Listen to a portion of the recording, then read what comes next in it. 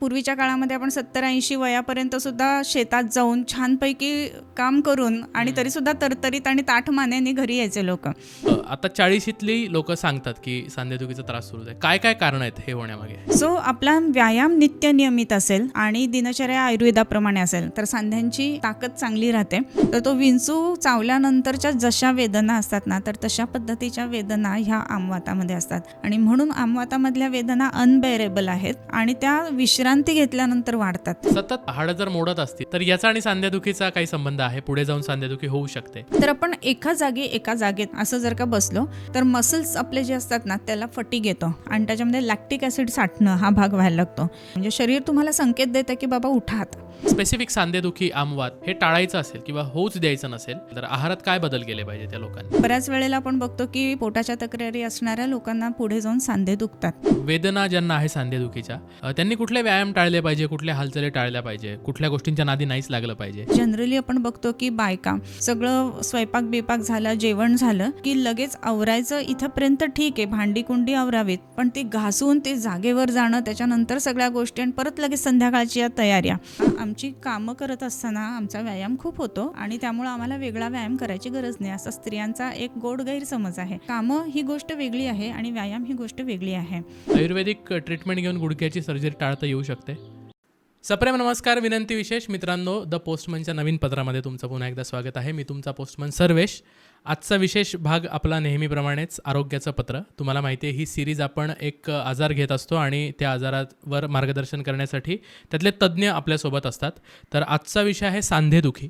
सांधेदुखी आपल्याला माहिती आहे पूर्वी वृद्धापकाळात होणारा एक कॉमन आजार असा होता, पण सध्याचं धकाधकीचं जे जीवन आहे आणि आपली बदलती जीवनशैली त्याच्यामुळे सांधेदुखीचं जे ॲव्हरेज एज होतं हे खूप कमी झालं. म्हणजे 35-40 पण सांधेदुखी आहे असं म्हणणारे खूप लोक आजकाल तुम्हाला भेटत असतील. त्यामुळे याच विषयातल्या आजच्या गप्पा असणार आहेत आणि या गप्पा मारण्यासाठी आपल्यासोबत आज आहेत वैद्य गौरी बोरकर मॅम. मॅम, खूप खूप स्वागत आहे तुमचं. नमस्ते. तुमची ओळख करून देतो मी आधी. मॅडम MD आयुर्वेद आहेत आणि 25 वर्षांचा प्रदीर्घ त्यांचा अनुभव आहे.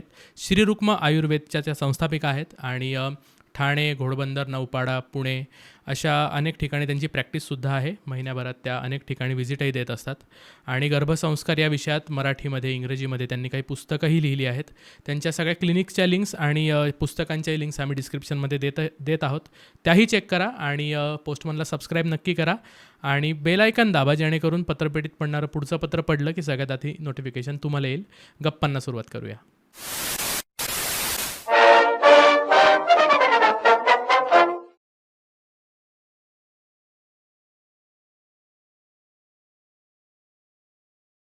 पुन्हा एकदा स्वागत आहे मॅम. मी जसं इंट्रोमध्ये म्हणालो की सांधेदुखी ह्यापूर्वी वृद्धापकाळात होणारा, म्हणजे 55-60 नंतर आपण ऐकायचो की आता सांधेदुखी सुरू झाली आहे म्हणून. तर आता 40शीतली लोक सांगतात की सांधेदुखीचा त्रास सुरू आहे. काय काय कारण आहेत हे होण्यामागे? बरं, जसं की तुम्ही सुरुवातीलाच म्हणालात की बदलती जीवनशैली हे सगळ्यात महत्त्वाचं कारण आहे. ओके. आपला आजकालचा आहार बदललेला आहे आणि आपल्या सवयीसुद्धा बऱ्याचशा बदललेल्या आहेत. हे त्याचं मेन कारण आहे. सगळ्यात महत्त्वाची जेव्हा आपण गोष्ट बघतो तर सांधा बनतो कशापासून असं जर म्हटलं तर दोन बोन्स जे असतात की यामध्ये जसं दिसतं आपल्याला की दोन बोन्स एकत्र येतात आणि हा जॉईंट बनतो. आता हा जॉईंट बनत असताना त्याच्यामध्ये 2-3 महत्त्वाच्या गोष्टी येतात की त्याच्यामध्ये हाडांची ताकद चांगली असणं आणि त्याच्यानंतर त्याच्या बरोबरीने येणारे त्याचं जॉईंट कॅप्सूल, मसल्स ह्याची ताकद चांगली असणं. सो आपला व्यायाम नित्य नियमित असेल आणि दिनचर्या आयुर्वेदाप्रमाणे असेल तर सांध्यांची ताकद चांगली राहते. त्याच्यामुळे पूर्वीच्या काळामध्ये आपण 70-80 वयापर्यंत सुद्धा शेतात जाऊन छानपैकी काम करून आणि तरीसुद्धा तरतरीत आणि ताठ मानेने घरी यायचे लोक. पण आता असं आहे की आपण थकून बागून घरी येतो, त्यावेळेला मान पडलेली असते, खांदे पडलेले असतात, जे सगळी बॉडी लँग्वेजच बदलते. आता मग अशा वेळेला ह्याची कारणं काय आहे हे जर बघितलं आपण तर त्याच्यामध्ये सगळ्यात पहिली आणि महत्त्वाची गोष्ट आपली दिनचर्या ही गोष्ट येते.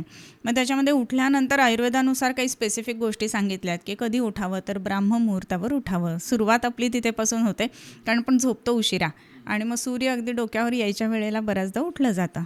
तर मग हे उठण्याने काय होतं असं फक्त प्रश्न बरेच जण विचारतात. तर लवकर जेव्हा उठतो ना त्यावेळेला आपल्या शरीरामधला जो विकृत कफ आहे त्याचं छेदन होत असतं. म्हणजे उठल्या म्हणजे पहाटे आपण उठलो तर वाताची गती आणि कफाचं छेदन ह्या 2 गोष्टी आपल्याला मिळतात. पहाटे जेव्हा आपण उठतो त्यावेळेला नॅचरली जी वायूची गती असते, सो त्याच्यामुळं मलवेग येणं हा भाग नॅचरली व्हायला लागतो. मग शरीरातले जे टॉक्झिन्स किंवा नको असणाऱ्या गोष्टी ह्या सहजी बाहेर पडल्या तर चांगल्या गोष्टी घेण्याला शरीर तयार होतं आणि मग ताकद वाढायची सुरुवात होत असते तिथून. बऱ्याच वेळेला आपण बघतो की पोटाच्या तक्रारी असतात आणि पोटाच्या तक्रारी असणाऱ्या लोकांना पुढे जाऊन सांधे दुखतात. सो त्याच्यामुळे लवकर उठणं एवढी एक जरी गोष्ट केली ना तरी सांध्या दुखीमध्ये आपल्याला काही फरक त्याच्यामध्ये नक्की बघायला मिळतो. दुसरी महत्त्वाची गोष्ट म्हणजे ऑइल ॲप्लिकेशन.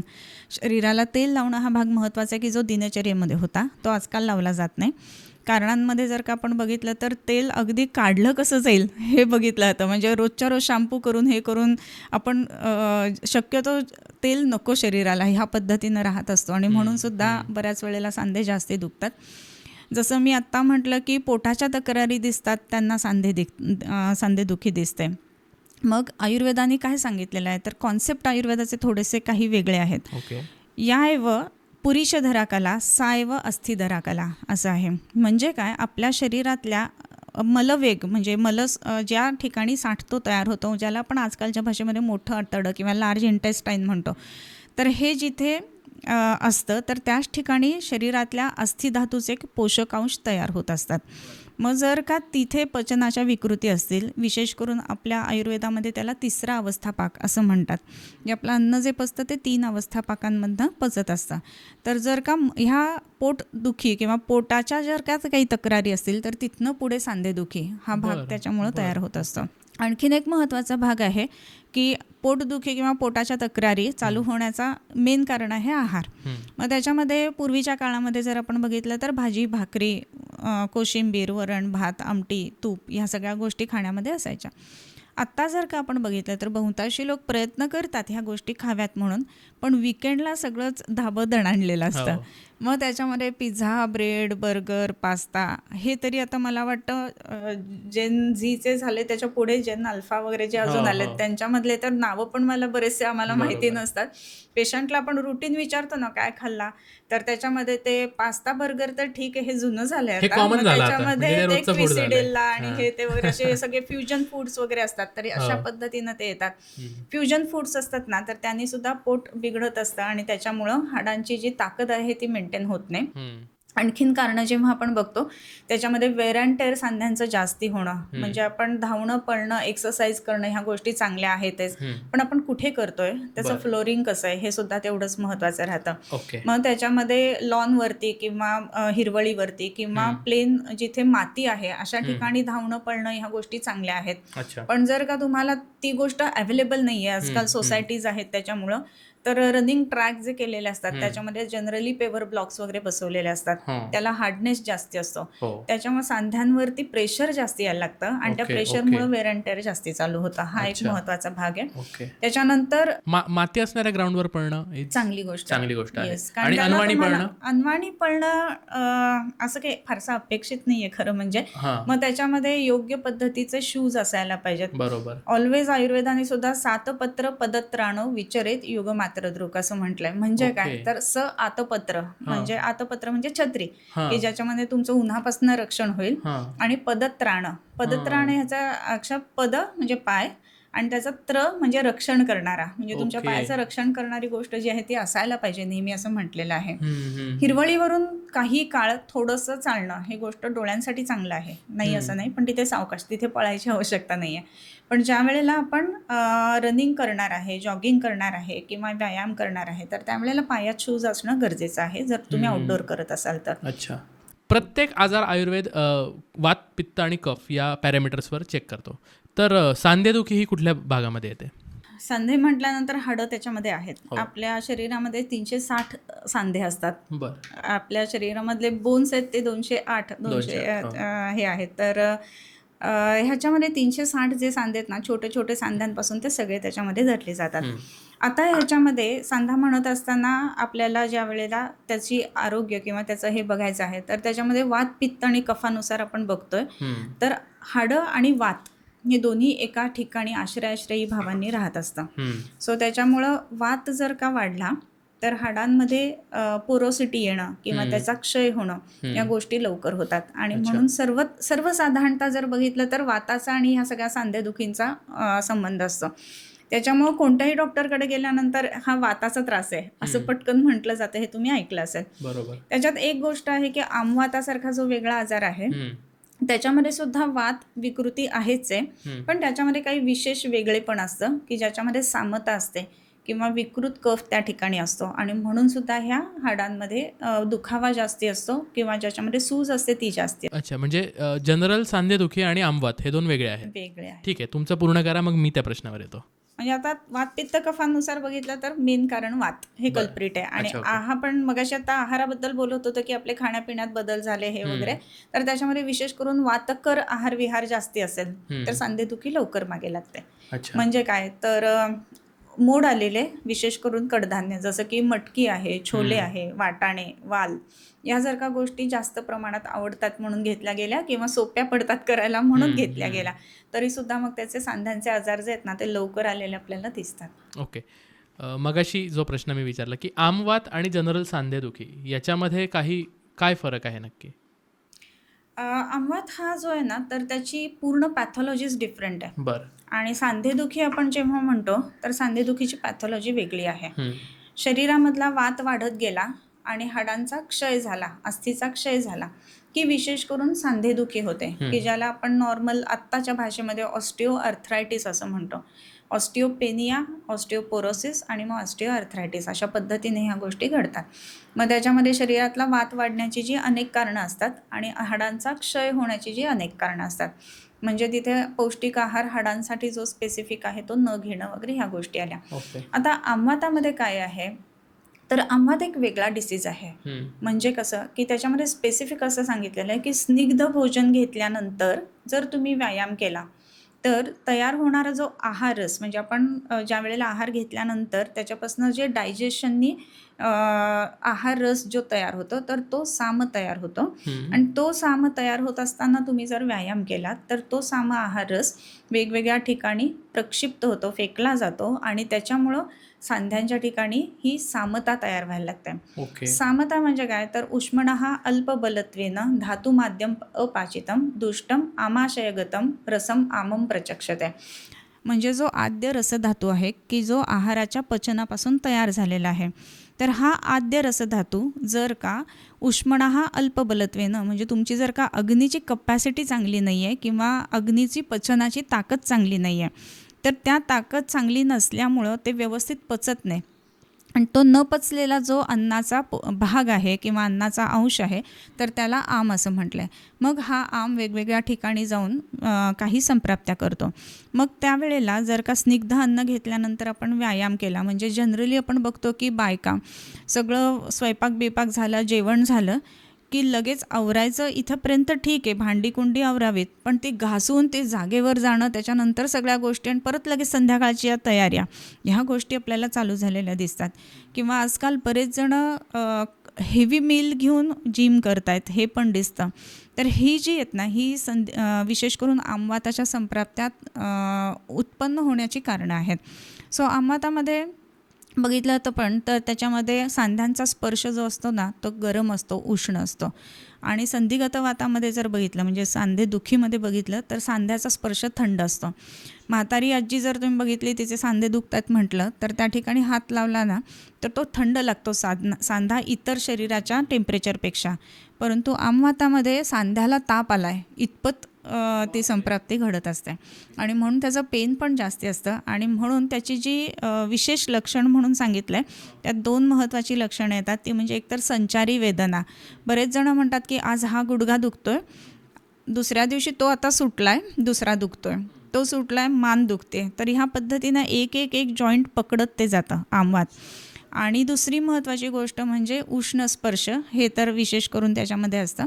आणि वृश्चिक दंशवत वेदना हे एक वेगळं लक्षण सांगितलं. म्हणजे जसं की वृश्चिक म्हणजे विंचू, तर तो विंचू चावल्यानंतरच्या जशा वेदना असतात ना तर तशा पद्धतीच्या वेदना ह्या आमवातामध्ये असतात.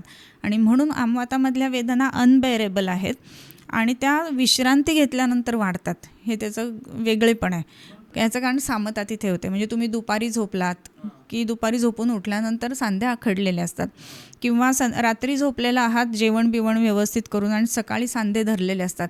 मग 1 तास 1.5 तास गेला की मग जरा हालचाली व्हायला लागतात, थोडासा व्यायाम केला की मग तो सांधा हळूहळू सुटतो आणि मग पेशंट घरातल्या घरात तरी निदान चालू शकतो. तर हे आमवातामध्ये घडतं. तर हा पूर्णपणे वेगळा डिसीज म्हणून आपण ट्रीट करायला लागतो. पण अर्ली स्टेजला डिटेक्ट करता येऊ शकतो की मला अशी अशी लक्षणं जाणवत आहेत, तर याचं पुढे जाऊन परिपाक आमवात होऊ शकतो किंवा सांधेदुखी होऊ शकते. तर अर्ली स्टेज डिटेक्शन कुठले कुठले आहेत? करेक्ट. कसं आहे ना की सांधे दुखत आहेत असं म्हटल्यानंतर केव्हा दुखतं आहे, कधी दुखतं आहे आणि स्पेसिफिक काय केल्यानंतर दुखतं आहे किंवा कशाने उपशय बरं वाटतं हे विचारलं जातं. सो आपण केस टेकिंग जेव्हा घेतो त्याच्यामध्ये उपशय अनुपशय असे 2 शब्द असतात. उपशय म्हणजे ज्यांनी बरं वाटतं आहे आणि अनुपशय म्हणजे ह्यांनी आपल्याला त्रास होतो आहे. सो ते अनुपशय. याच्यात एक केस तुम्हाला सांगते मी आत्ता जसं म्हटलं की आहार रस जर विकृत झाला आणि त्यातनं पुढे ह्या आमवाताची संप्राप्ती घडते. साधारण एक 19-20 वर्षाची मुलगी होती की ती आपल्याकडे येत होती आणि पोट बिघडलं आहे म्हणून. ओके. सो एकदा औषधं दिली, मग 1 आठवडा गेला, आठवड्यानी पुन्हा आली की लूज मोशन्स होत आहेत आणि वॉमिटिंग पण झालं आहे. म्हटलं मागच्याच आठवड्यात आपण दिली तर लगेच तुला कसा काय त्रास होतो, मग काय काय खातेस तू रेग्युलर हे विचारायला. मग म्हणजे बाकी केस तर घेतलेली होती पण असं तेव्हा तिने सांगितलेलं नव्हतं पहिल्या वेळेला. मग दुसऱ्यानं म्हणतं की पाणीपुरी तर मला खूप आवडते, बाहेरचं मी नेहमी ते खातेच. सो मुलींचं जनरली बघितलं तर आपल्याला काय म्हणतो एकदम हृदयाच्या जवळ असते पाणीपुरी म्हणजे तर एकदम. तर मग रोजच्या रोज पाणीपुरी ती ऑलमोस्ट खात होती, म्हणजे आठवड्यातनं 3 ते 4 वेळा तरी. मग औषधं वगैरे मी दिली तिला आणि सांगितलं की पण तू हे कमी कर, हे चांगलं नाही आहे आणि जर का त्याचा असा परिणाम तुझ्या शरीरावरती अन्नपचनावरती येतोय त्याचा तर तू ते थांबवायला पाहिजेस, नाहीतर मग पुढे जाऊन तुझे सांधे धरतील. असं मी तिला एक वाक्य, कारण की ह्या संप्राप्तीच्या नुसार मी ते बोलले. आणि मग तेव्हा तिने औषधं वगैरे घेतली. पाणीपुरी जास्ती प्रिय होती औषधांपेक्षा, त्याच्यामुळं तेव्हा घेतली, पण औषधं नंतर काही ती फारशी घ्यायला आली नाही. आणि मग साधारणपणे 1.5 वर्षाने तिचा फोन आला की तुम्ही आहात का मॅडम, मला यायचं आहे वगैरे. मी म्हटलं आहे, ये. आणि ज्या वेळेला ती आली ना तर ती पूर्ण सांधे तिचे धरलेले होते, गुडघे विशेष करून. 19-20 वर्षाची मुलगी जेमते. आणि मग ती म्हटली की गेल्या साधारणपणे 1.5 ते 2 महिन्यापासून फारच सांधे दुखायला लागलेत, विशेष करून सकाळी दुखत आहेत, सकाळी उठताना फारच आखडलेलं असतं. आणि तेव्हा मला आठवलं की तुम्ही मला म्हटला होतात की हे असं बंद कर नाहीतर सांधे धरतील. तर तुम्ही मला 1.5 वर्षापूर्वी जर सांगू शकलात की तू माझे सांधे धरणार आहेत तर तुम्हाला याचं सोल्युशन माहिती आहे म्हणून मी तुमच्याकडे आले, असं ते म्हणले. सो औषध वगैरे पुढे दिली, पूर्णपणे त्यातनं ती बरी झाली. आणि मग त्याचं काय जॉब आणि हे ते बाहेर राहणं वगैरे ह्या सगळ्या गोष्टी व्यवस्थित झाल्या. पण तिला त्याचं महत्त्व समजलं आहाराचं आणि त्याच्यानंतर मग जरी बाहेर राहत असली तरी व्यवस्थित आहार तिचा चालू होता. सो अर्ली डिटेक्शन जर का आपण म्हटलं तर सांधा केव्हा दुखतोय, म्हणजे विशेष करून सकाळच्या वेळेला किंवा झोपून उठल्यानंतर, त्याच्यानंतर हालचाली केल्यानंतर त्याच्यामध्ये पेन कितपत आहे, त्याच्यानंतर स्पर्श त्याचा कसा आहे आणि त्याच्याबरोबरीनं उष्णता किती आहे, ह्या सगळ्या गोष्टी बघून आपण लगेच ठरवू शकतो की हे संप्राप्ती आमवाताकडे चालले. आणि त्याच्याबरोबरीनं हेतू, म्हणजे जसं म्हटलं की खाणं झाल्यानंतर लगेचच व्यायाम करणं, असं जर होत असेल ना तर ते आमवाताकडे नेणार असतं. अच्छा, सतत हाडं जर मोडत असतील, म्हणजे मला असं 2 तास जरी बसलं आणि असं केलं तरी लगेच काटकूट आवाज येतो, बोटं मोडल्यानंतर अर्ध्या तासांनी पुन्हा मोडली तरी मोडली जातात, तर याचा आणि सांधेदुखीचा काही संबंध आहे? पुढे जाऊन सांधेदुखी होऊ शकते? क्रॅकिंग ज्याला आपण म्हणतो तसं कंटिन्युअस करणं, असं बऱ्याच जणांची सवय पण असते बरं का. आता हे जेव्हा आपण बघतो सवयीचं, तर ऑफिसमध्ये बसल्यानंतर झटके देणारे वगैरे असे जे सगळे लोक असतात ना, तर त्यांना पुढे जाऊन आर्थरायटिस होण्याची शक्यता जास्ती असते. कारण की प्रत्येक ठिकाणी तो जॉईंट स्लाईड होतो ना त्यावेळेला तो क्रॅकिंग साऊंड येत असतो. मग हे ॲक्च्युली जर का बघितलं, विशेष करून बोटं मोडणं ही सवयसुद्धा शरीरामध्ये चांगली नाही आहे. तर त्याच्यामुळं लहानपणी जर का बघितलं तर आई आजी वगैरे रागवायचे की हे बोटं मोडू नको. बोटं मोडणं म्हणजे दुसऱ्याचं काहीतरी वाईट चिंतणं या अर्थाने ते बोललं जायचं, म्हणून बोटं मोडू नको म्हणायचं. पण बोटं मोडली ना तर आपल्याच मनामध्ये किंवा आपल्या शरीरामध्ये काही अनहॅझार्डस गोष्टी घडत असतात. जसं की बोटं मोडल्यानंतर तिथे सततचं स्लायडिंग झाल्यामुळं तिथे झीज व्हायला लागते सांध्यांची, हा एक महत्त्वाचा भाग आहे. दुसरी गोष्ट म्हणजे सांधे जे आहेत ना तर ते आयुर्वेदानुसार मज्जावह स्रोतसाचं स्थान म्हणून सांगितलं आहे. आता स्रोतच म्हणजे काय असं जर म्हटलं तर अशा पोकळ्या की ज्याच्यातून परिणाम आपद्यमान धातूंचं वहन होतं आहे. म्हणजे काय तर इन प्रोसेस असणाऱ्या ज्या गोष्टी आहेत की आपल्या शरीरामध्ये 7 धातू असतात. रस, रक्त, मांस, मेद, अस्थि, मज्जा आणि शुक्र.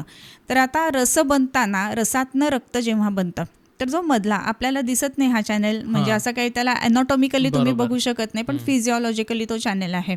सो रसातनं रक्त बनणं तर हे रक्तवह स्रोतस, रक्तातनं मांस बनणं, मांसातनं मेद बनणं. तर हे जे चॅनल्स आहेत ना, तर त्याच्यामध्ये विकृती जर का येत असतील तर त्याचा संबंध हा मज्जा विकृतीशी लागत असतो. कसा तर नेहमी जेव्हा आपण बोटं मोडतो तर सांधे हे मज्जा वह स्रोतसाचं मूलस्थान सांगितलेलं आहे. तर ज्या वेळेला आपण पुन्हा सांधे मोडतो तर त्यावेळेला ह्या मज्जा व स्रोतसामध्ये दृष्टी येण्याची शक्यता असते. आणि मज्जा जेव्हा आपण म्हणतो तर ह्याचा संबंध अस्थींमध्ये जे पूर्ण केलं जातं, आतमध्ये जे भरलं जातं तर त्याला मज्जा असं म्हटलं जातं. मग ब्रेन टिश्यू हे जर आपण बघितलं तर ते सुद्धा कवटी जी आहे तर त्याच्या आतमध्ये केलं गेलेलं पूर्ण आहे, म्हणजे आतमध्ये भरलेली गोष्ट आहे. जसं आपल्याला बोन मॅरो माहीत असतो तर तसंच आपल्या स्पेशल टिश्यू आहे अर्थात तो, पण मज्जा ही ब्रेन जी आहे ना टिश्यू, तर त्यालासुद्धा आयुर्वेदानुसार सिमिलर आपण ॲनॉलॉजी धरू शकतो त्याची. तर मन जे आहे ना किंवा आपले विचार ह्याच्यामध्ये भेद व्हायला लागतो जेव्हा आपण बोटं नेहमी मोडतो तेव्हा. आणि म्हणून आपली आई रागवत असते की नको बोटं मोडू, कारण मनात मग चुकीचे विचार येतात. मी काय केलं आयुष्यामध्ये, मला काय हवं आहे, मग निगेटिव्हिटी यायला लागते आणि मग त्याच्यातनं पुढे सगळ्याच गोष्टी बदलत जातात. आणि म्हणून बोटं मोडणं ही गोष्ट चांगली नाही स्वतःसाठी. ओके, पहिली महत्त्वाचा भाग. दुसरी गोष्ट सांध्यांसाठी सुद्धा याचं कारण की त्याच्यामध्ये स्लायडिंग झाल्यानंतर त्याच्यामध्ये बऱ्याच वेळेला झीज व्हायला लागते आणि मग सांधे लवकर खराब होतात असं होतं. पण हाऊस म्हणून कोण मोडतं मॅम बोट? म्हणजे मला असं अनकम्फर्टेबल वाटतंय म्हणून बोट मोडतोय, किंवा मला बसल्यामुळे बसून मला अनकम्फर्टेबल झालंय म्हणून असं केल्याने, तर हे कमी करता येईल का? आता हे अनकम्फर्टेबल का होतं हे बघायला पाहिजे. तर सांध्यांच्या ठिकाणी काहीतरी विशेष जडपणा येतो आणि म्हणून अनकम्फर्टेबल व्हायला लागतं, म्हणून आपण ते मोडतो. मग हा जडपणा येऊ नये याच्यासाठी काय करायला पाहिजे, हा भाग महत्त्वाचा आहे. यासाठी नित्य व्यायाम करायला पाहिजे. मी कधीच व्यायाम करणार नाही आणि नंतर कसेही मोडत बसणार, हे चालणार नाही. ओके, मग तो व्यायाम तुम्ही योगासनं करा किंवा तुम्ही जिम करा किंवा तुम्ही कुठलाही, आता नवीन बरेच येतात, पिलाटेज हे ते वगैरे, झुंबा करा, सगळ्या गोष्टी आपण करू शकतो. आयुर्वेदानुसार व्यायामाचे पण 2 प्रकार आहेत बरं का. एक म्हणजे कोष्ठ व्यायाम आणि एक म्हणजे शाखा व्यायाम. जे आपण पिलाटे, झुंबा, जिम हे सगळं करतो ते मसल गेन करण्यासाठी करतो किंवा मसल ट्रेन करण्यासाठी करतो. तर हे सगळे जे आहेत ना तर हे शाखा व्यायाम आहेत. शाखा म्हणजे हात आणि पाय, ह्याला आयुर्वेदामध्ये शाखा असं म्हटलं आहे. आणि कोष्ठ म्हणजे काय तर मध्य शरीर जे आहे ना तर त्याला कोष्ठ असं म्हटलं जातं, म्हणजे आपल्या शरीरामधला महत्त्वाचा भाग. तर योगासनं, प्राणायाम हा कोष्ठ व्यायाम आहे. तर तुम्ही जर बघितलं तर दोन्ही म्हणजे करणारे जे आहेत की योगासनं करणारे नित्य जे आहेत तेही निरोगी आहेत, नित्य जिम करणारे तेही उत्तम पद्धतीनं बॉडी बिल्डिंग दाखवतात. पण त्याच्यामध्ये धातूंचं पचन या गोष्टींमध्ये फरक राहतो. तर आता योगासनं करणं किंवा प्राणायाम करणं हा कोष्ठ व्यायाम आहे. आणि दोषांची जी गती आहे म्हणजे कोष्ठातनं शाखांकडे जाणं, ही जेव्हा गती येते तेव्हा अमवातासारख्या संप्राप्त्या होतात. आणि ज्या वेळेला आपण योगासारखे किंवा प्राणायामासारखे कोष्ठ व्यायाम करतो त्यावेळेला दोष जे आहेत ते शाखांमधनं कोष्ठामध्ये यायला मदत होत असते. त्यामुळे संप्राप्ती कमी करण्याच्या दृष्टीने जर आपण बघितलं ना तर योगासनं, प्राणायाम ह्या गोष्टी महत्त्वाच्या राहतात. आता आपण जर म्हटलं की मग जिम वगैरे करूच नाही का, तर मग त्याच्यामध्ये बॉडी बिल्डिंगसाठी करावं निश्चितच, किंवा नित्य व्यायाम म्हणून करायला पाहिजे, ह्या गोष्टी बरोबर आहेत. पण जर का तुमच्या शरीरामध्ये भूक नाही आहे किंवा तुम्ही खाल्लेलं आहे, जडपणा आहे, अशा वेळेला जर तो केला गेला ना तर मग सांध्यांमध्ये जडपणा यायला लागतो. आणखीन एक महत्त्वाचा भाग, आत्ता आपण बोललो की ऑफिसमध्ये बराच वेळ बसल्यानंतर इरिटेट होतं म्हणून पाठ, कंबर, मान मोडायची सवय असते. तर आपण एका जागेत असं जर का बसलो तर मसल्स आपले जे असतात ना त्याला फटीग येतो आणि त्याच्यामध्ये लॅक्टिक ॲसिड साठणं हा भाग व्हायला लागतो. आणि तसं झाल्यामुळं आपल्याला ते हालचाल करावीशी वाटते, म्हणजे शरीर तुम्हाला संकेत देतं की बाबा उठा आता. इन्स्टेड ऑफ दॅट तुम्ही साधारणपणे 2 ते 2.5 तास झाले की बरेच जण कसं ना सगळं घेऊन बसतात ऑफिसला, उठायला लागून येऊन, पाण्याची बाटली हे ते, कॉफी हे ते. सो ते काही घेऊन बसू नका असं मी आपल्या पेशंटना नेहमी सांगते. तर तुम्ही काय करा की 1-1.5 तास झाला की उठायचं, जायचं, तिथे पाण्याचं जे सेंटर असतं तिथे पाणी प्यायचं आणि यायचं. एवढा व्यायाम जरी केला ना तरीसुद्धा ते मोडायची इच्छा होणार नाही. हा एक महत्त्वाचा भाग. दुसरी गोष्ट म्हणजे काही योगासनं असतात किंवा काही सूक्ष्म व्यायाम ज्याला आपण म्हणतो, इव्हन आपल्या यूट्यूब चॅनलवरती पण आपण त्याचं पोस्ट केलेलं आहे. तर ते जे आहेत ना, तर ते तुम्ही चेअरमध्ये बसल्या बसल्यासुद्धा करू शकता. जसं की प्रत्येक सांध्याची हालचाल आहे, कारण एकाच ह्याच्यात तुम्ही माऊस असा सतत हलवत बसला तर बोटाला फटीग येणार आहे. मग त्यामध्ये त्याचे प्रत्येक जॉईंटचे मूवमेंट करणं, त्याच्यानंतर सर्क्युलर मूवमेंट्स करणं, आउटवर्ड दृष्टीने मूवमेंट्स करणं, त्याच्यानंतर हा जो जॉईंट आहे त्याचे मूवमेंट करणं, हे जर एक साधारणपणे दिवसातनं 2 वेळेला म्हणजे जस्ट बिफोर युअर लंच आणि बिफोर युअर टी टाईम असं जर केलं ना तर मग ती बोटं मोडण्याची किंवा सांधे मोडण्याची जी सवय ना ती नक्की कमी होईल. अच्छा, व्यायाम किती केला पाहिजे मॅम? कुठला केला पाहिजे हे तुम्ही सांगितलं आता. तुमचा चॉईस योगा आणि या गोष्टीकडे जास्त आहे. किती वेळ केला पाहिजे व्यायाम रोज? हां, ह्याच्यामध्ये सुद्धा ना अर्धशक्त्या निषेव्यस्तू बलिभी स्निग्ध भोजभिः असं म्हटलं आहे. म्हणजे किती तर अर्धशक्ती व्यायाम करावा.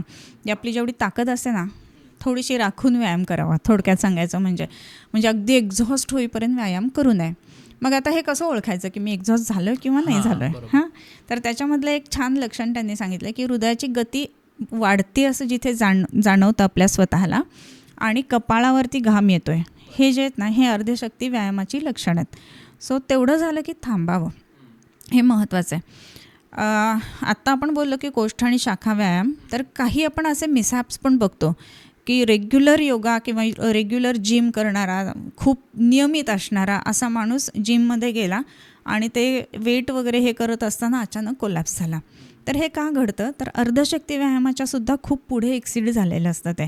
तर ह्या गोष्टी होऊ नयेत. अर्थात बाकीचेही काही ना काहीतरी कारणं असतील, असे जे इन्सिडेंट्स झालेत त्याच्यामध्ये ते पण आपण बघायला पाहिजेत. परंतु हे महत्त्वाचं आहे की आपण कुठे थांबायचं हे आपल्याला समजलं पाहिजे. आणि म्हणून व्यायाम किती करायचा? तर कपाळावरती घाम येणं आणि हृदयाची गती वाढायला लागली हे जाणवणं, इथेपर्यंत थांबावं. ओके, हे झाले एक्सटर्नल फॅक्टर्स. थोडंसं आहारावर येऊया की स्पेसिफिक सांधेदुखी, आमवात हे टाळायचं असेल किंवा होऊच द्यायचं नसेल आणि झालेलं कमी करायचं असेल तर आहारात काय बदल केले पाहिजे त्या लोकांनी? कसं आहे की जॉईंट्स आपण जेव्हा म्हणतो तर त्याच्यामध्ये बघितलं की आपण स्ट्रक्चर काय काय आहे त्याचं, तर वर एक बोन आहे, खाली एक बोन आहे, बाजूनी येणारे मसल्स आहेत. याच्यामध्ये आपण हे जे बघतो त्या तेलाच्या वंगणाच्या पिशव्या ज्याला म्हणतो तर तशा असतात. आतमध्ये काही टेंडॉन्स किंवा लिगामेंट्स असतात की जे दोन ह्यांना एकमेकांना घट्ट धरून ठेवतात. मग आता ह्या सगळ्या गोष्टी जर का आपल्याला चांगल्या ठेवायच्या असतील तर त्याच्यामध्ये जे जे आपण डेली रुटीनमध्ये आपल्या व्यायाम करतो आहे किंवा हालचाली करतो आहे तर ते पुन्हा भरून निघणं हे तेवढंच महत्त्वाचं आहे. ते जर भरून निघालं तर मग ह्याची काय म्हणतो अवस्था किंवा हालत चांगली राहील जॉईंटची. मग त्याच्यासाठी काही विशिष्ट आहार आपण घ्यायला पाहिजे, हे महत्त्वाचं आहे. मग त्याच्यामध्ये कुठला? तर हाडांकडे गामित्व असणारा किंवा जे हाडांचं विरलता कमी करतं, म्हणजे ऑस्टिओपोरोसिस होऊ देत नाही, असा आहार आपण घ्यायला पाहिजे. गामित्व आणि विरलता थोडं डोक्यावरून गेलं माझ्या. ओके, सो गामित्व म्हणजे त्याची अफिनिटी तिथे आहे. ओके, सो आपण वेगवेगळ्या गोष्टी खातो. जसं आपल्याला सगळ्यांना माहिती आहे कारलं खाल्लं की शुगरवरती तो कंट्रोल करतो, ही त्याची गामित्ता झाली. ओके, तर तसं डिंकाचा लाडू खाल्ला तर तो डिंकाचा लाडू काय करतोय, म्हणजे त्याच्याकडे सुद्धा मसल आहेत, त्याच्याकडे डोळे आहेत, हे सगळे इथे जाण्यासाठी, परंतु त्याला कुठे जायला आवडतं आहे तर हाडांकडे जायला आवडतं आहे. दॅट इज गामिता. ओके, सो विरलता म्हणजे ऑस्टिओपोरोसिस, की ज्याच्यामध्ये हाडांमध्ये जे सेल्स असतात तर त्याच्यामध्ये इव्हॅक्युएशन्स व्हायला लागतात काही प्रमाणामध्ये.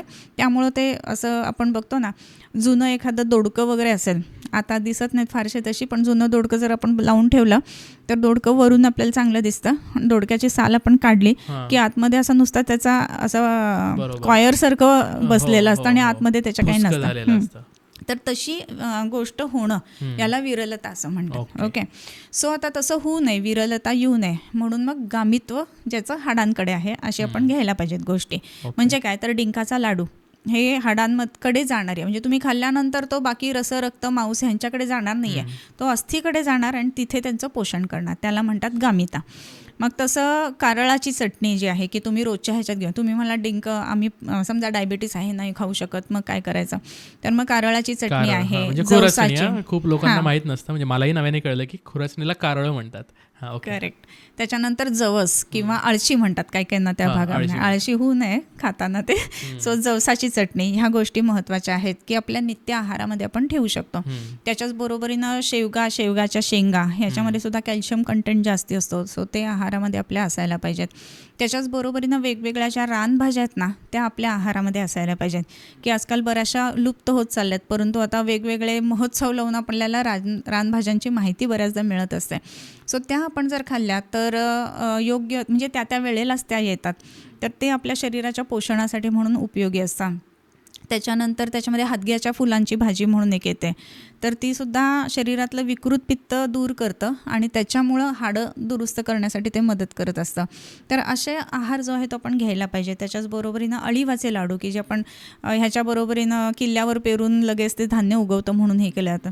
अळीव जर बघितला तर तो पाण्यात टाकला ना तर त्याच्यावरती एक असं म्युसिलिनेज असं येतं, बुळबुळीतपणा येतो. तर तो जो आहे ना तो हाडांना एकमेकांना धरून ठेवण्यासाठी, म्हणजे जसा डिंक काम करतो ना तशा पद्धतीनं ते काम करतं. आणि म्हणून त्या ह्या गोष्टी त्याच्यामध्ये वापरायला पाहिजेत.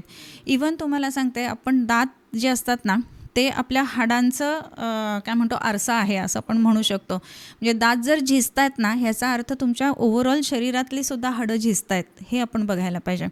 म्हणजे दातांच्या तक्रारी वारंवार येतात असं जर होत असेल ना तर तुमची हाडं सुद्धा आत ठिसूळ होत आहेत हे लक्षात घ्यायला पाहिजे. असो, मगाशी आहाराच्या संदर्भात चर्चा करताना एक मुद्दा राहिला नॉनव्हेजचा.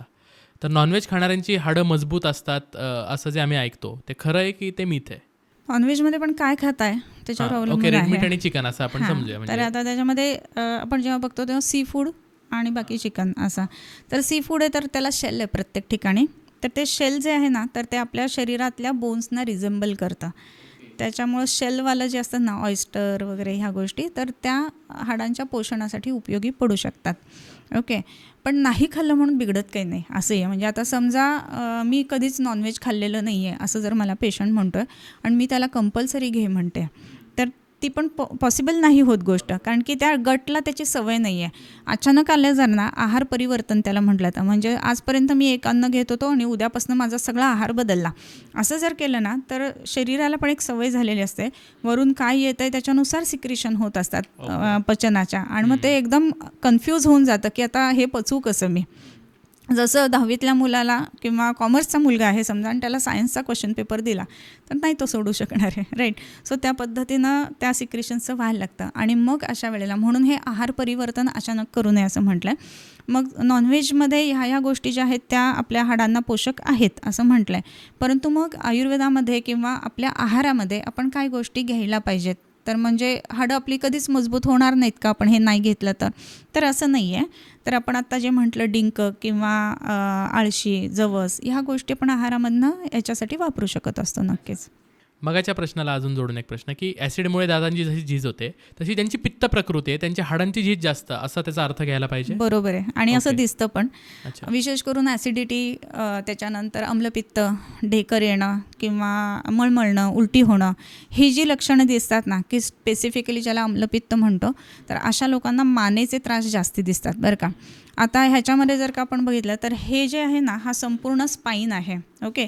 याच्यामध्ये पहिले जे असतात ते सर्वायकल म्हणजे मानेचे मणके, त्याच्यानंतर 12 थोरॅसिक पाठीचे मणके, त्याच्यानंतरचे जे 5 असतात ते लंबार म्हणजे ज्याला स्ट्रॉंग अँड स्टाउट आपण कमरेचे मणके म्हणतो, आणि त्याच्यानंतर जे माकड हाड असतं ते.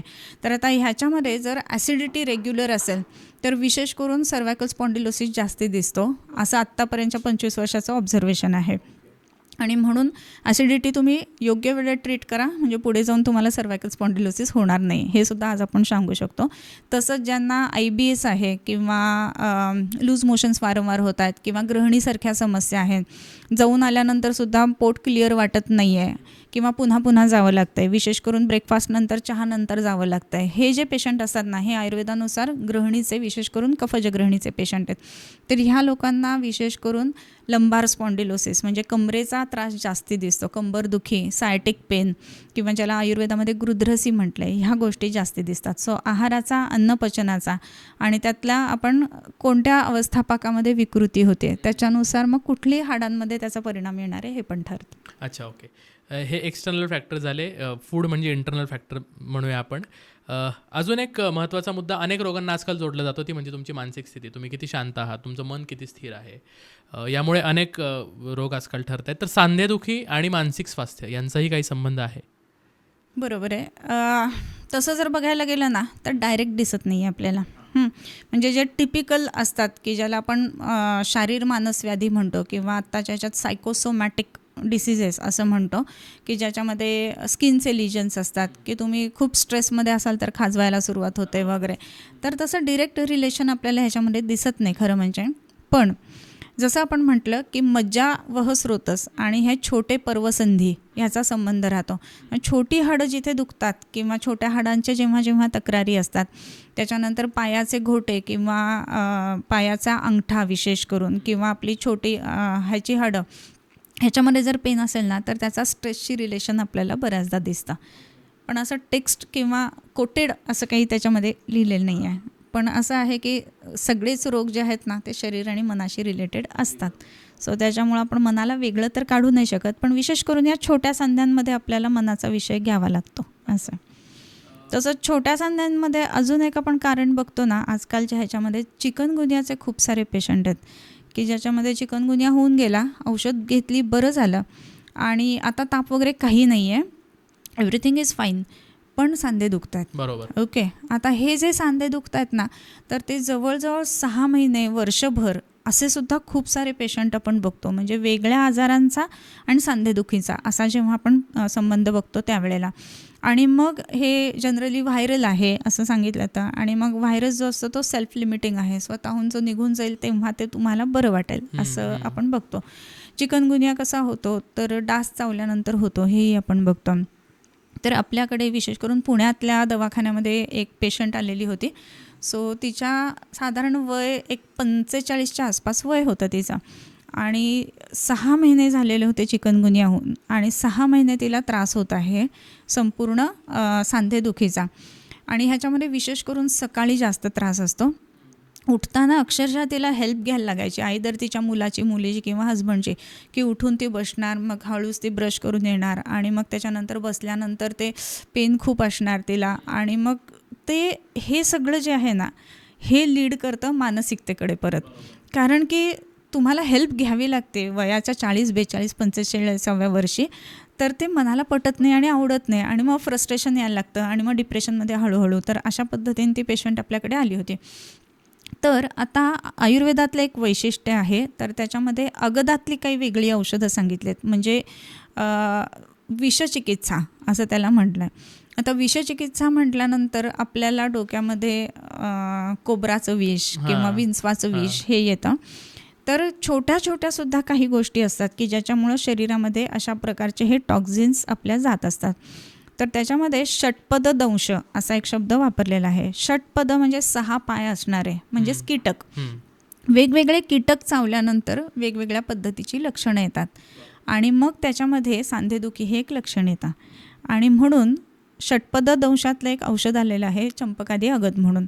तर ते त्या पेशंटला आपण दिलं की डास चावल्यानंतर आलेल्या तापातून उत्पन्न आहे.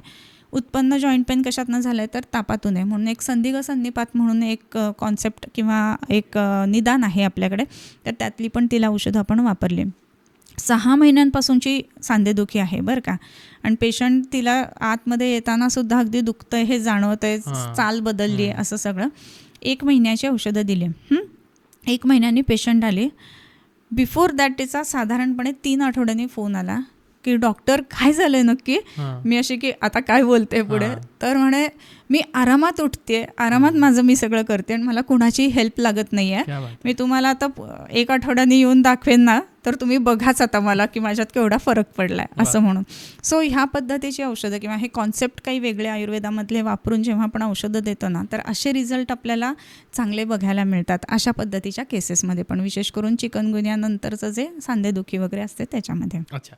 एक बेसिक ओळख झाली, तुम्ही तुमच्या काही केस स्टडीजसुद्धा सांगितल्या. मला आता वेदना ज्यांना आहे सांधेदुखीच्या, त्यांनी कुठले व्यायाम टाळले पाहिजे, कुठल्या हालचाली टाळल्या पाहिजे, कुठल्या गोष्टींच्या नादी नाहीच लागलं पाहिजे, याबद्दल थोडी चर्चा करूयात. तर ज्या ज्या वेळेला आपण व्यायामाचा विचार करतो, कोष्ठ शाखा व्यायाम हे आपण बघितलं, योगासनं करणं, सूक्ष्म व्यायाम करणं हे नित्य सर्वांसाठी हितकर आहेच आहे. अर्थात ते सुद्धा जे योग एक्सपर्ट आहेत किंवा तुमचे जवळचे आयुर्वेदिक डॉक्टर आहेत त्यांना विचारूनच आपण करायला पाहिजे. आपण बघितलं आजकाल बऱ्याच गोष्टी आपल्याला सगळ्या सोशल मीडिया चॅनल्सवरती पण उपलब्ध आहेत, पण ते बघून आपण नुसतं केलं असं नाही करायला पाहिजे. हे सुद्धा एक मला सांगावं असं वाटतं. मग त्याच्यामध्ये तुमच्या शरीरासाठी योग्य काय आहे, तुमचं बेंडिंगचं प्रमाण किती आहे, या सगळ्या गोष्टी बघून मग ती योगासनं वगैरे आपण सजेस्ट करत असतो. आता एक साधं आपण एक उदाहरण घेऊयात. पश्चिमोत्तानासन म्हणून असतं की ज्याच्यामध्ये पाय समोर करून बसायचं आणि अंगठे हात लावायचे.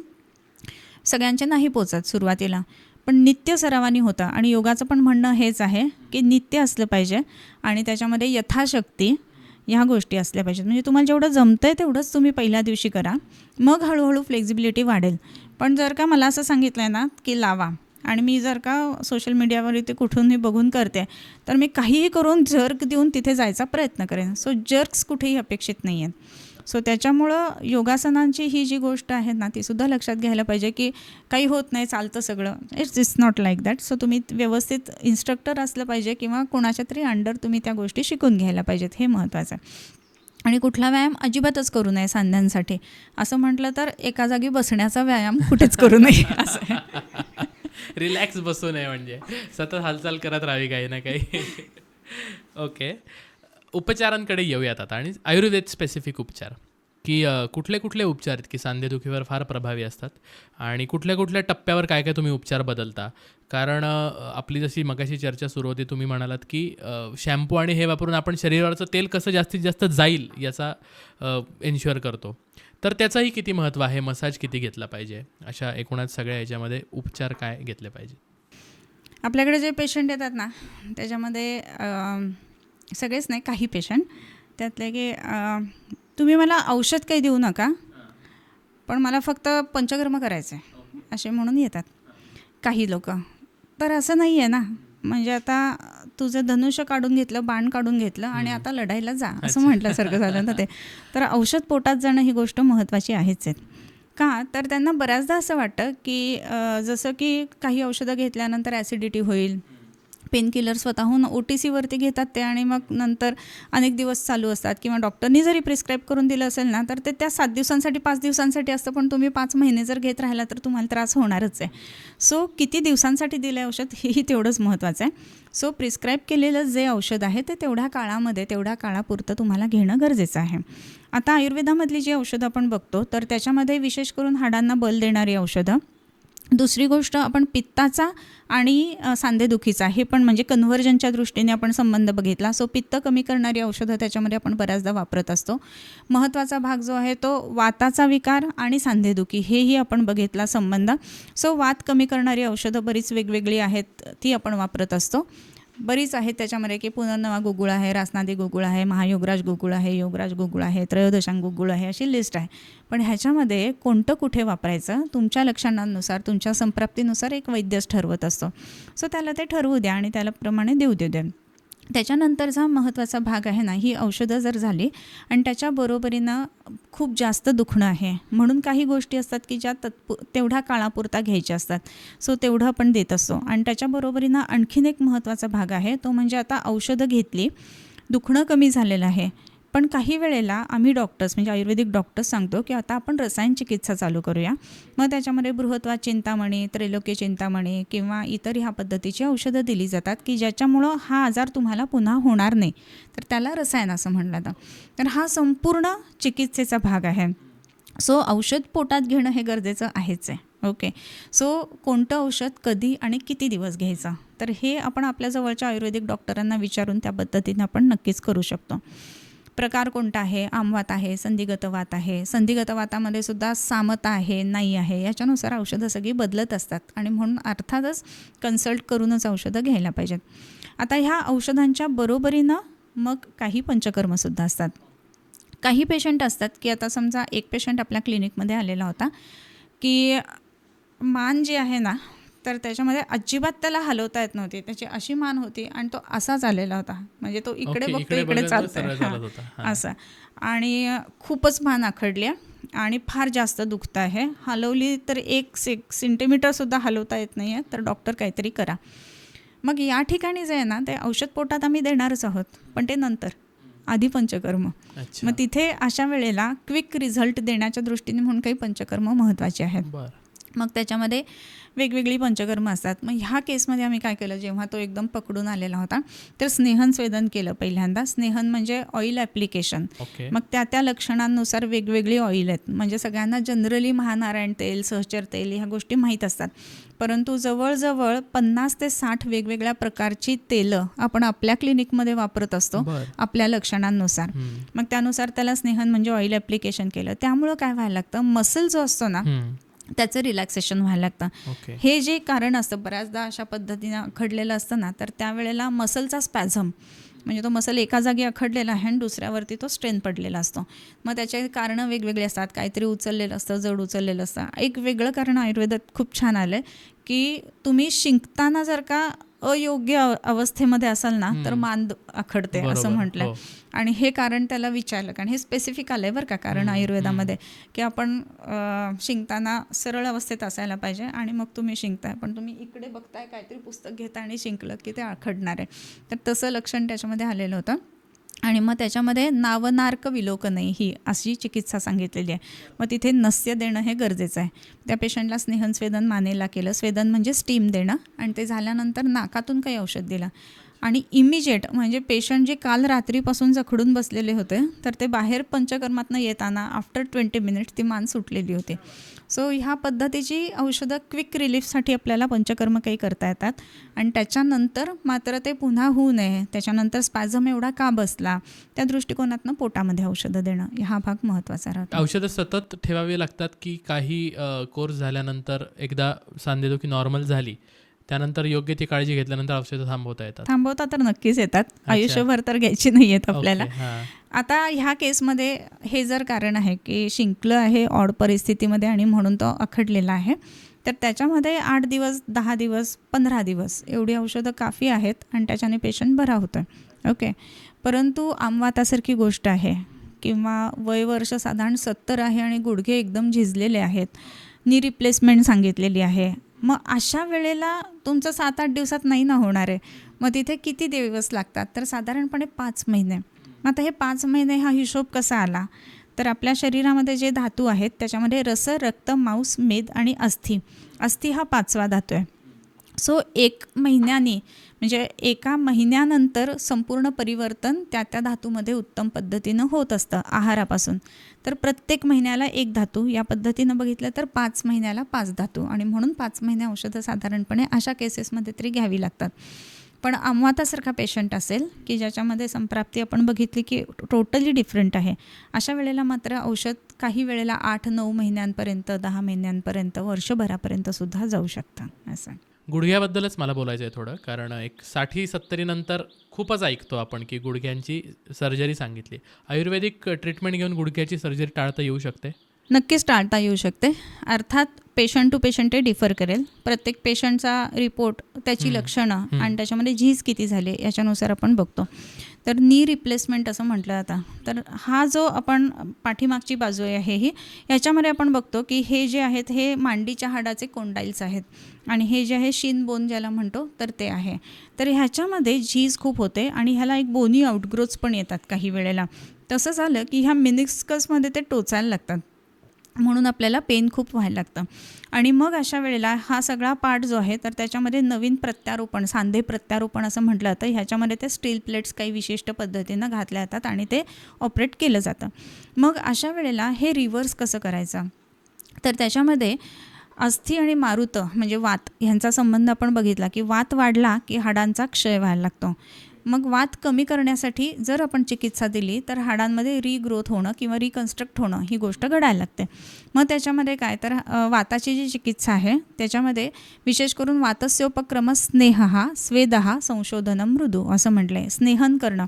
मग असं आपल्याकडे एक पेशंट येत होते की दोन्ही बाजूला तिला धरून घेऊन यायचं आहे, कारण तिला दोन्ही पायमधला उजवा पाय विशेष करून टेकवणं खूप अवघड जायचं. उजव्या पायाची ऑपरेशन करायला सांगितलेलं होतं आणि ते घेऊन आल्यानंतर चालणं ते टिपिकल असं असतं गलबतासारखं तसं. आणि मग ते आल्यानंतर तपासले वगैरे त्याच्यामध्ये, आणि त्याच्या बरोबरीनं वरचे जे मसल्स होते तर त्याचं पण ट्रेनिंग नव्हतं, त्याच्यामुळे ते मसल्ससुद्धा लुजन अप झालेले होते. मग अशा वेळेला त्या पेशंटला जे आहे ना तर तैलधारा म्हणून एक असते की ज्याच्यामध्ये शंकराच्या पिंडीवर कशी धार पडते ना तशा पद्धतीची धार ह्या सांध्यावरती ठेवणं. तर ती पडत राहिल्यानंतर काय होतं तर त्याच्यामधला वात कमी व्हायला मदत होते. मसल जो आहे तो सुद्धा त्याच्यामध्ये स्ट्रॉंग व्हायला सुरुवात होते. या दोन बोनना एकत्र जोडणारा कोण आहे तर मसल धरून ठेवते त्याच्या ठिकाणी, आणि त्यातले लिगामेंट्स आणि स्ट्रक्चर आहे तर हे स्ट्रॉंग व्हायला मदत व्हायला लागते. तर ह्या दृष्टीने ते करणं. त्याच्याबरोबरीनं त्याच्यामध्ये एक पिंडस्वेद म्हणून पंचकर्म असतात. त्याच्यामध्ये काही विशिष्ट औषधांनी तयार केलेला भात असतो आणि भात किंवा इतर पंचधान्य असतात त्याच्यामध्ये. तर त्याची एक पोटली बनवली जाते आणि ती पोटली विशिष्ट काढ्यांमध्ये डुबवून मग त्यांनी त्याला फोमेंटेशन देणं किंवा स्वेदन देणं. तर ह्याच्याने ते रिकन्स्ट्रक्शन खूप चांगल्या पद्धतीनं होतं. सो ती जी पेशंट म्हटली तर त्याच्यामध्ये साधारणपणे पण 3.5 ते 5 महिने औषधं तिला दिलेली होती. पण ह्या गोष्टीलाच 12 वर्ष झालेली आहेत आणि ती स्वतःहून चालते, विदाऊट ऑपरेटिव्ह आहे. तर अशा गोष्टी घडू शकतात. सो फक्त पेशंटनी व्यवस्थित ह्या गोष्टी फॉलो करणं, घेणं, पोटात औषधं घेणं हे सुद्धा तेवढंच महत्त्वाचं. आणि घरगुती मालिश किती काम करते? कसं आहे की थोडंसं दुखतंय, घरी तेल लावलं उत्तम आहे. दिनचर्येमध्ये सांगितलं आहे की रोज तेल लावावं, त्याच्याने हाडं चांगली राहतात. सो काय झालं आपण म्हणतो होऊ नये म्हणून स्वस्थस्य स्वास्थ्य रक्षणं म्हणून घरामध्ये तेल लावणं उत्तम आहे. स्त्रियांमध्ये विशेषतः कंबरदुखीचा खूप त्रास आपण ऐकतो की स्त्रियांना खूप जास्त होतो, तर त्याचं काही विशेष असं काही कारण आहे? बरोबर. स्त्रियांची कंबरदुखी हा एक वेगळा विषयच आहे असं म्हणायला पाहिजे. याचं कारण की स्त्रियांमध्ये वेगळेपण काय असतं तर दर महिन्याला पिरियड्स येणं हे एक वेगळेपण आहे. रेग्युलर पिरियड येतात, पिरियडला फारसा त्रास नाही आहे, ह्या पद्धतीनं पिरियड यायला पाहिजे. म्हणजे जसं युरिनला मोशनला होताना त्रास नाही व्हायला पाहिजे तसंच पिरियडला येतानासुद्धा त्रास नाही व्हायला पाहिजे. पण आजकालच्या लाईफस्टाईल बऱ्याच गोष्टी ह्या सगळ्या गोष्टींमुळे काय होत असतं, हेवी ब्लिडिंग होणं, फायब्रॉईड्स असणं किंवा ओव्हरीजमध्ये गाठी असणं ह्या सगळ्या गोष्टी असतात. आणि ह्यालाच एक वेगळी टर्म वापरली जाते की ज्याला PID म्हटलं जातं, म्हणजे पेल्विक इन्फ्लमेटरी डिसीजेस. जो कमरेचा भाग आहे किंवा लोअर ॲबडॉमेन आहे तर त्याच्यामध्ये इन्फ्लमेशन्स राहणं म्हणजे दाह किंवा त्याच्यामध्ये आरक्तता म्हणजे लाली असणं अशा पद्धतीचे ऑर्गन्स तिथे होत असतात ह्या वेगवेगळ्या कारणांमुळं, किंवा एंडोमेट्रिओसिस ज्याला म्हटलं जातं. तर ह्या सगळ्या कारणांमुळं कंबर दुखत असते. सो एक वेगळं कारण त्याच्यामध्ये बघायला मिळतं. त्याच्या व्यतिरिक्त बाळंतपणं हा एक महत्त्वाचा भाग आहे. 1-2 आजकाल होतात बाळंतपणं, पण मग त्याच्यानंतरची जी परिचर्या आहे, सुतिका परिचर्या, तर ती सुद्धा न सांभाळणं.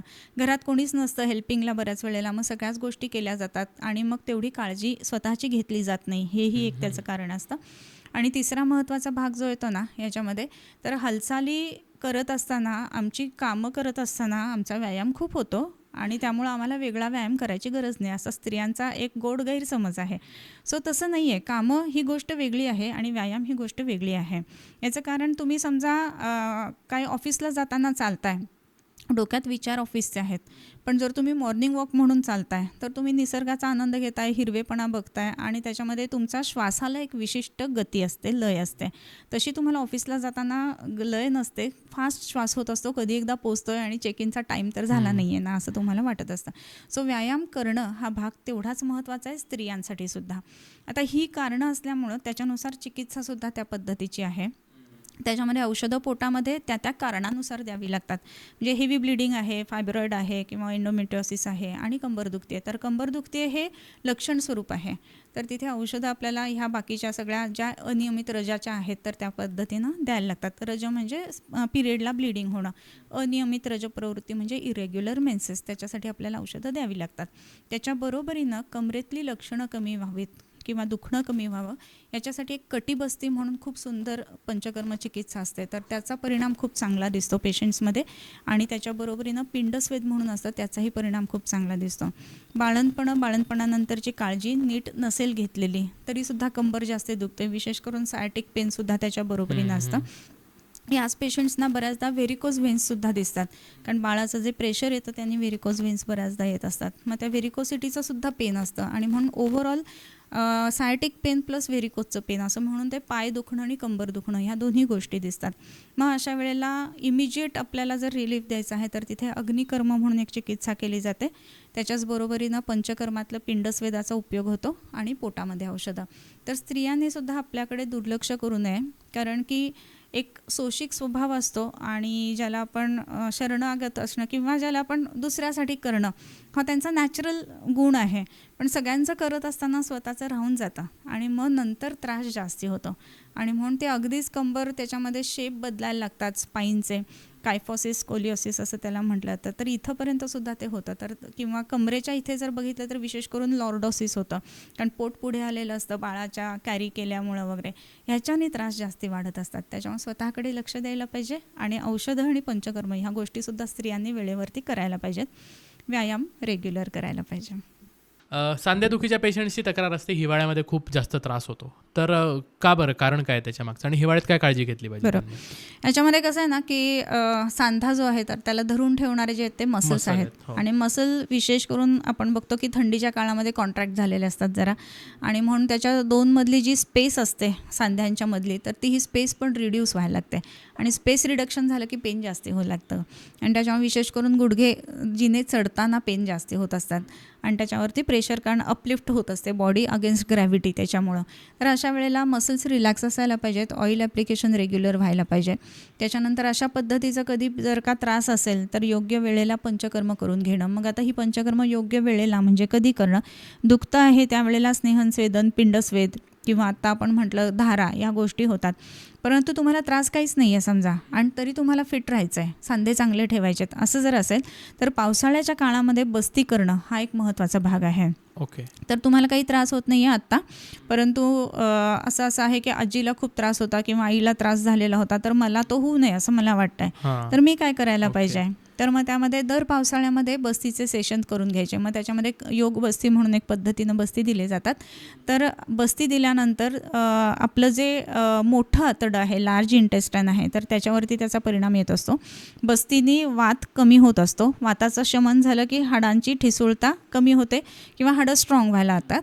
आणि त्याच्याबरोबरीनं तिसरा अवस्थापाक म्हणजे डायजेशन चांगलं झालं की तरीसुद्धा अस्थिधरा आणि पुरीषधरा कला ह्या दोन्ही एकच असल्यामुळं अस्थिधरा म्हणजे त्याचे पोषकांश चांगले तयार व्हायला मदत होत असते.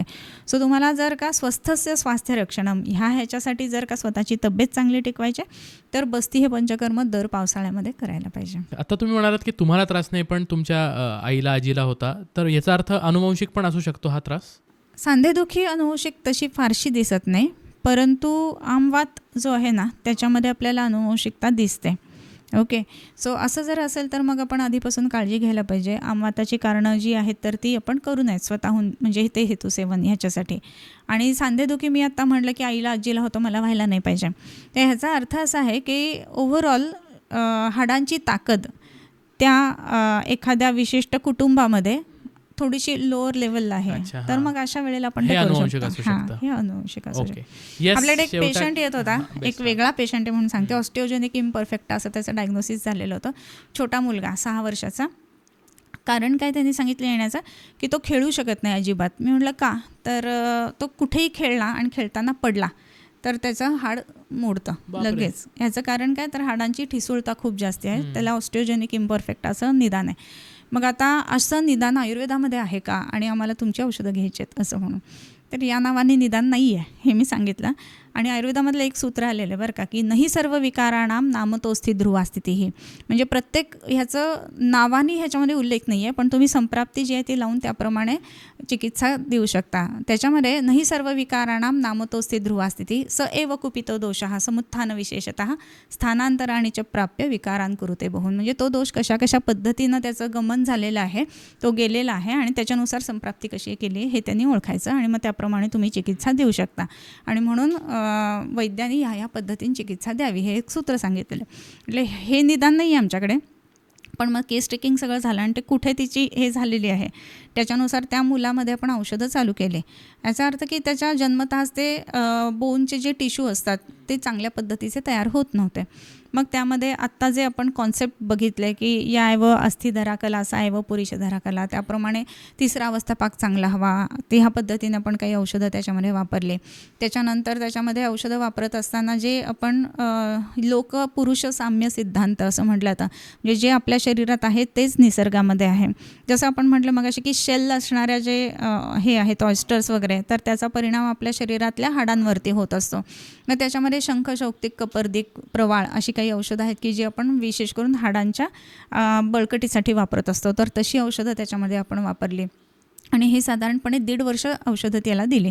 आणि 1.5 वर्षांनंतर तो हळूहळू सगळ्या मुलांमध्ये खेळायला लागला, शाळेत जायला लागला. इवन त्याला स्कूलिंग चालू नव्हतं केलं, कारण ह्याच कारणास्तव की मुलं एकमेकांना धरतात, मारतात, ह्या गोष्टी तर नॅचरल असतात. तर ते धक्का लागला, पडलं, ह्या गोष्टी होऊ नयेत ह्याच्या दृष्टीने. तर म्हणून मग तिथे स्कूलिंगही त्याचं चालू झालं. तर ही एक अगदी वेगळी केस आपल्याकडे झालेली होती की हाडांची बळकटी आणि ताकद या दृष्टीने म्हणून. सो असाही विचार आयुर्वेदामध्ये आहे. इवन कोविडच्या वेळेला सुद्धा आपल्याला बघितलं आपण की आयुर्वेदाची औषधं ऑलमोस्ट प्रत्येकाने भारतातल्या घेतलेली होते. तर कोविड नावाने आहे का आयुर्वेदामध्ये? तर नाही आहे. परंतु तशी सदृश्य किंवा लक्षण समुच्चय ज्याला म्हणतो, तर तशी लक्षणं असणाऱ्यासाठी जी औषधं आली आहेत तर ती तिथे पुढे आलेली होती आणि त्याचा परिणाम आपण भारतामध्ये बघितला की खूपच चांगला झाला. अदरवाईज बरेच जे मेडिकल संघटना होत्या त्या म्हणत होत्या की भारताची काही खैर नाही आणि सगळ्यात जास्ती इथेच हे होणार आहे. तर तशी तबाही वगैरे काही आपल्याकडे नाही. ऍक्च्युली आपल्या चॅनलवर कालच एक पॉडकास्ट रिलीज झाला आहे. सो ॲलोपॅथीवाल्यांना आयुर्वेदाचा आकस आहे का, तर असं त्याचं टायटल आहे आणि त्या संदर्भातच सगळी चर्चा येते आणि तुमच्या आता बोलण्यात ओघाने तेच आलं. त्याच्यामुळे नावाशी जाऊ नये, नाही सर्व विकाराणाम असं म्हटलं. म्हणजे मला तो विषय वेगळा आहे, परंतु ह्याच्यामध्ये कसं आहे की नावाने जाऊ नये. म्हणजे हे तुमच्याकडे आहे का, तर ह्या नावाने नाही आहे, पण हा लक्षण समुच्चय आहे आणि त्याची आपण औषधं देऊ शकतो, हे मात्र नक्की. क्या बात आहे. खूप डिटेल तुम्ही मार्गदर्शन केलं आहे खरं तर, संस्कृत श्लोक सांगून त्यांचे संदर्भ सांगून. शेवटाकडे येताना शेवटचाच प्रश्न आहे माझा की काही क्रिस्प टिप्स सांध्यांचं आरोग्य चांगलं राहण्यासाठी, आणि सांधेदुखी जर होतीये तर काय काय तुम्ही काळजी घेतली पाहिजे, एकदम शॉर्टमध्ये काहीतरी शेवटचं उत्तर. सगळ्यात पहिली महत्त्वाची गोष्ट लवकर उठावं. दुसरी महत्त्वाची गोष्ट रोजच्या रोज सांध्यांना तेल लावलं गेलं पाहिजे, आयदर सकाळी किंवा रात्री झोपताना. तिसरी महत्त्वाची गोष्ट व्यायाम हा नित्य करण्याची गोष्ट आहे, ती काय असं फ्रीक नाही आहे. चौथी महत्त्वाची गोष्ट आपला आहार चांगला ठेवायला पाहिजे, जेणेकरून आपलं अग्नीही चांगलं राहील आणि आपलं पचन चांगलं राहील. आणि पाचवी महत्त्वाची गोष्ट रात्रीचर्या म्हणजे झोप ही सुद्धा योग्य पद्धतीनं घेतली पाहिजे, म्हणजे आपलं आरोग्य ओव्हरऑलच आपण चांगलं ठेवू शकतो आणि आपल्या विशेष करून सांध्यांची, हाडांची काळजी आपण घेऊ शकतो. क्या बात आहे. खूप मजा आली डॉक्टर तुमच्याशी गप्पा मारून. इतकं डिटेल मला माहिती नव्हतं. तुम्ही ससंदर्भ आणि अगदी तो श्लोक वगैरे सांगून इतकं डिटेल एक्सप्लेन केलं. खूप खूप धन्यवाद. आमच्या प्रेक्षकांना याचा नक्कीच फायदा होईल आणि पुन्हा एखाद्या नवीन विषयावर आपण नक्की भेटूया. खूप खूप धन्यवाद. मित्रांनो, तुम्हाला हे पत्र कसं वाटलं आम्हाला नक्की कळवा आणि त्या सगळ्या लोकांसोबत शेअर करा ज्यांना सांधेदुखीचा त्रास आहे, आणि त्यांनाही शेअर करा की ज्यांना सांधेदुखीचा त्रास नाही आहे, भविष्यात कदाचित त्यांना होऊ शकतो. खूप डिटेल असं मार्गदर्शन या पत्रामध्ये मॅडमने केलं आहे. आणि पोस्टमनला सबस्क्राईब करायला विसरू नका. बेल आयकॉन नक्की दाबा, जेणेकरून पत्रपेढीत पुढचं पत्र पडलं की सगळ्यात आधी नोटिफिकेशन तुम्हाला येत. तोपर्यंत स्वस्थ राहा, मस्त राहा, आपली काळजी घ्या. खूप खूप धन्यवाद. कळावे तुमचा पोस्टमन सर्वेश.